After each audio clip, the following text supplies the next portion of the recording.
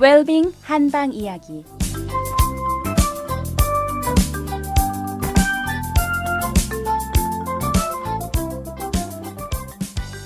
안녕하세요. 달빛 한의원 원장 김동엽입니다.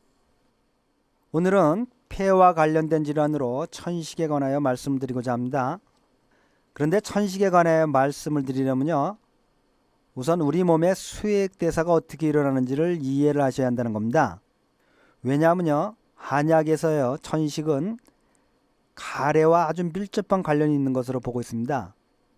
그런데 이 가래가 생기는 원인은요, 우리 몸의 수액대사가 제대로 일어나지 않아 생기는 것입니다. 한약에서는요, 우리 몸의 수액대사를 비장과 폐와 신장이 관여하는 것으로 보고 있습니다. 물론 이러한 수액대사를 총괄하는 것은 신장이 담당하는 것은 틀림이 없습니다. 그렇지만 신장만으로 우리 몸의 수액대사가 이루어지는 것이 아니라는 겁니다.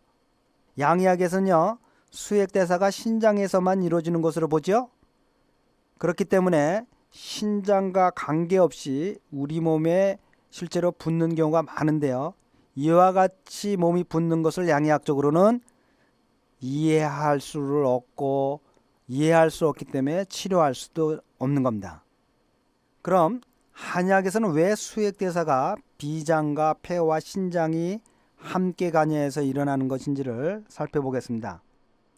우선 수액대사가 일어나는 시발점은 어디에 있겠습니까? 바로 우리가 물을 마셨을 때서부터 시작이 되는 겁니다.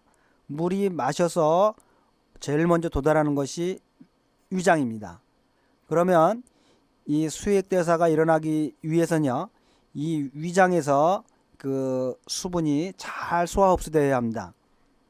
많은 분들이요, 물은 그냥 마시면 저절로 흡수되는 것을 이해하는데요, 그렇지 않습니다.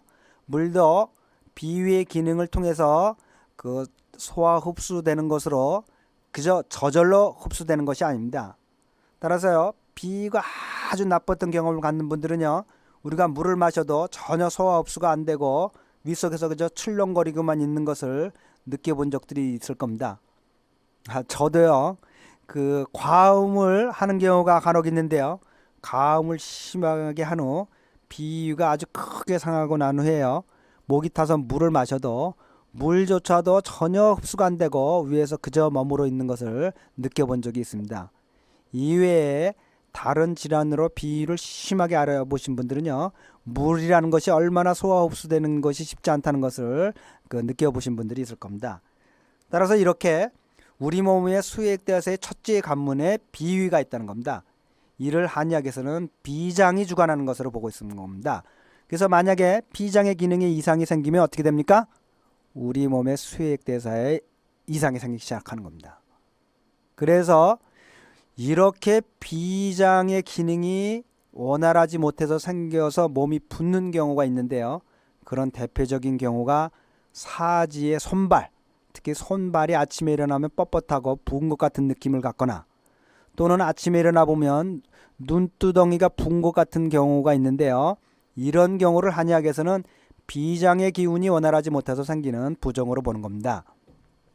왜냐하면요, 한의학에서요, 이 손발과 눈꺼풀은요, 다 비장이 주관하는 것으로 되어 있는 겁니다.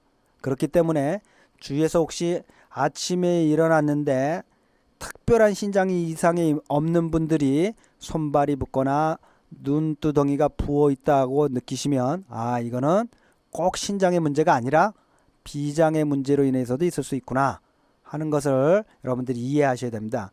그래서 몸이 붓기만 하면 아이고 내가 신장이 나빠졌구나 이렇게 생각하실 필요가 있는 건 아닙니다. 그 다음으로요, 이렇게 비위의 기능을 통해서 소화 흡수된 수액은요, 한의학적으로는요, 바로 전신에 보내져서 그 신장에서 처리되는 것이 아니라요, 우리 한의학에서는 이렇게 소화 흡수된 수액이 바로 폐로 보내지는 것으로 되어 있습니다. 그래서 폐가 우리 몸의 제일 꼭대기 위에 있죠. 그래서 이 폐에서 전신에 뿌려주는 것으로 우리 한의학에서는 이해를 하고 있습니다. 마치도요, 아파트 옥상 위에 상수도 탱크가 있는 것 같은 똑같은 역할을 폐가 하는 것이라는 겁니다. 여러분들 이해가 잘 안 되십니까? 그렇지만 보십시오. 폐는 기관지 호흡과 피부 호흡을 통해서 상당히 많은 우리 몸의 수분을 통제하고 발산하는 작용을 한다는 겁니다. 따라서 폐의 기능이 이상이 생기면요, 바로 폐에 물이 차거나, 그렇죠? 바로 부종이 생기거나 하는 겁니다.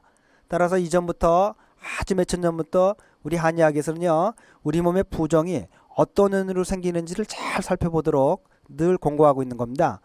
따라서 우리 몸의 폐의 기능이 잘못돼도 우리 몸에 잘 붙게 됩니다. 따라서 여러분들 주위에서 폐 질환을 앓는 분들을 보십시오. 특히 요즘에 한국 사회에서 또는 전 세계적으로 폐결핵이 다시 유행하는 것이 큰 문제인데요. 이 폐결핵을 앓는 분들이요, 많이 몸이 붓게 됩니다. 그거를 잘 이해하시면 될 겁니다.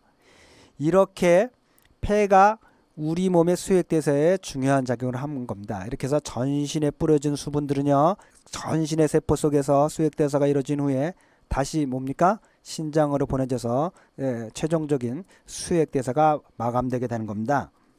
이렇게 한의학에서는요, 우리 몸의 수액대사가 비장에서 시작해서 폐를 거쳐서 최종적으로 신장에서 마무리 지어지는 것을 이해를 하고 있습니다. 하루는요, 중국의 나이 드신 환자분이요, 그 다리에 부종이 있어서 찾아왔습니다. 본인의 이야기로는 그 신장의 검사를 하였으나 전혀 이상을 찾을 수가 없었으며 이미 7, 8년 동안 특별한 원인을 찾을 수가 없어서 치료를 할 수가 없었다고 하였습니다. 그래서 한의학적으로 진찰을 하였더니요, 이분은 특히 폐가 약하였습니다. 그래서요, 이 약한 폐기가 잘 발산할 수 있도록 조절해주는 그 혈자리하고요, 또 우리 몸에는요, 전문적으로 담을 제거해주는 혈자리가 있습니다. 그 혈자리와 또 비장의 기능을 돋궈주는 혈자리를 보조적으로 선택해서요, 같이 침을 놓았습니다. 그랬더니요, 30분도 지나지 않아서 다리의 부종이 빠져나가는 것이었습니다. 물론 그분 많이 놀랐죠. 물론 저도 기뻤고요. 이렇게 침과 약으로 치료를 해서 그분은 완전히 치료가 되었습니다.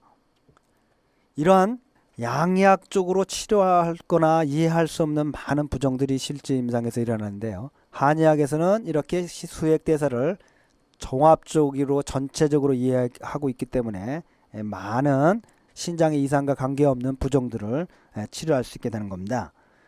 혹시 주위에 신장이 건강하고 전혀 이상이 없음에도 불구하고 이유를 찾을 수 없는 부종으로 고생하는 분이 계시다면요, 고민하지 마시고요, 바로 가까운 한의원을 찾아가셔서 진찰을 받으시면 많은 도움을 받을 수 있을 겁니다. 그러면 이런 경우에 대부분의 경우에는 예후가 상당히 좋습니다. 자, 그러면 오늘은요, 천식을 이해하기 위해서 우리 몸의 수액대사가 어떻게 일어나는지를 살펴보았습니다. 그러면 내일은 오늘 마치지 못한 천식 이야기를 계속하도록 하겠습니다. 즐거운 하루 되시기 바랍니다. 달뼈 다니온 원장 김동영이었습니다.